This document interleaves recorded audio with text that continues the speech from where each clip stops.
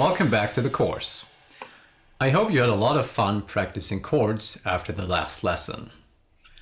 In this lesson, I'll introduce you to the minor pentatonic scale, a key scale for soloing, improvisation, and creating melodies.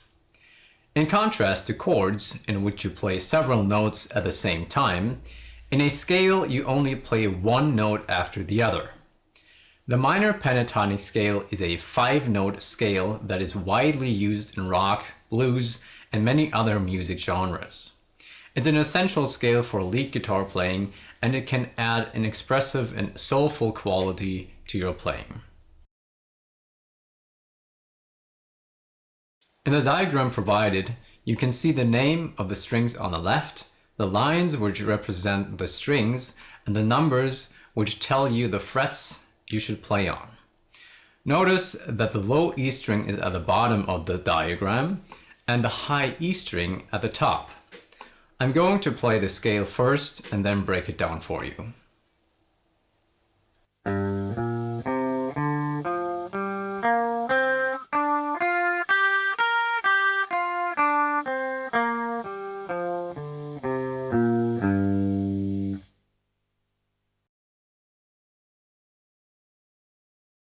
And here's how to play it.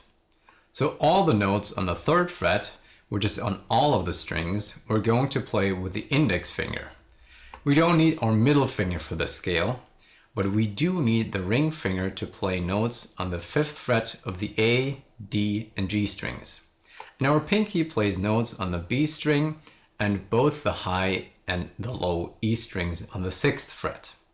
I advise you to use alternate picking when playing the scale. There is no good reason to just use up or down strokes. Start with your index finger on the 3rd fret of the low E string and play the note. Then pinky on the 6th fret of the low E string and play the note. Now we have to move to the next string, index finger on the 3rd fret of the A string and ring finger on the 5th fret. Now do the exact same thing for the D and G strings. For the B and high E strings, we can do the same as we did for the low E string. Index finger on the 3rd fret, pinky on the 6th fret.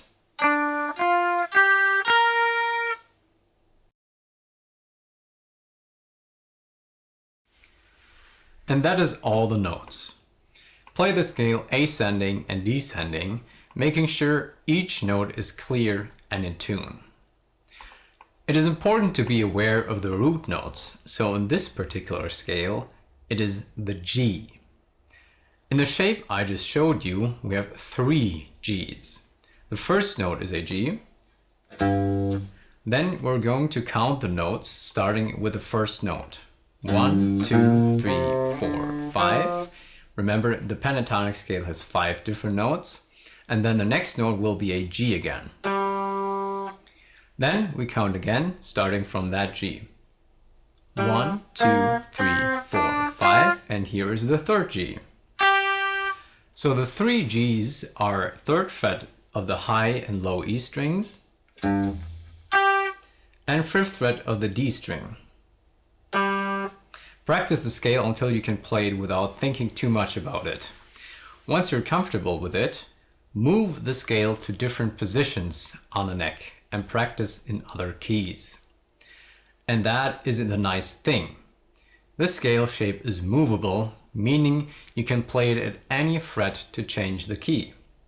For instance, if we move the shape to the 5th fret, we get the A minor pentatonic scale.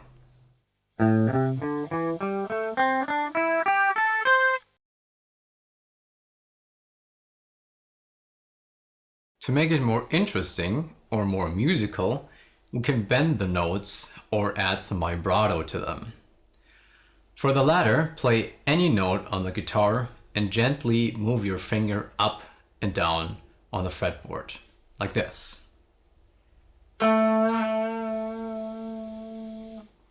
Very important, do a slow vibrato. You don't want your vibrato to sound anything like this.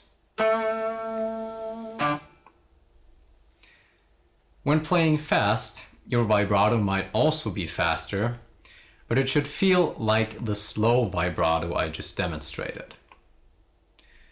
To bend a string, we need these three fingers, index, middle, and ring finger, and we fret a note with the ring finger. Then put the thumb over the neck and push the string up with the three fingers. Of course, you can combine vibrato and bending.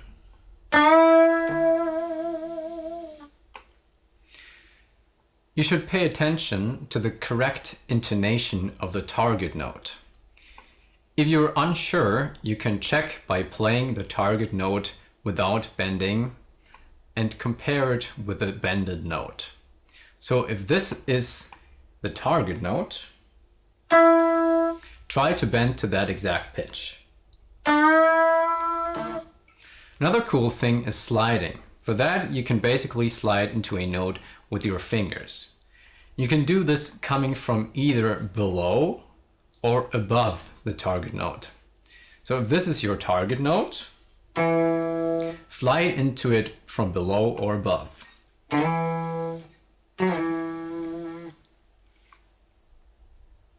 The minor pentatonic scale is a fantastic tool for improvisation and soloing. Experiment by creating your own melodies and licks with this scale.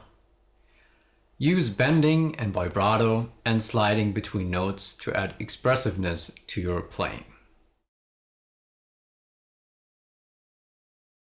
To practice your soloing skills, look for blues backing tracks on the internet in the key of G minor or other keys you're comfortable with. Play along with these tracks to develop your sense of timing and phrasing. This is a fun way to apply your knowledge of the minor pentatonic scale in a musical context. So this is your homework. Practice the minor pentatonic scale and become familiar with the pattern. Experiment with creating your own melodies and licks using the scale.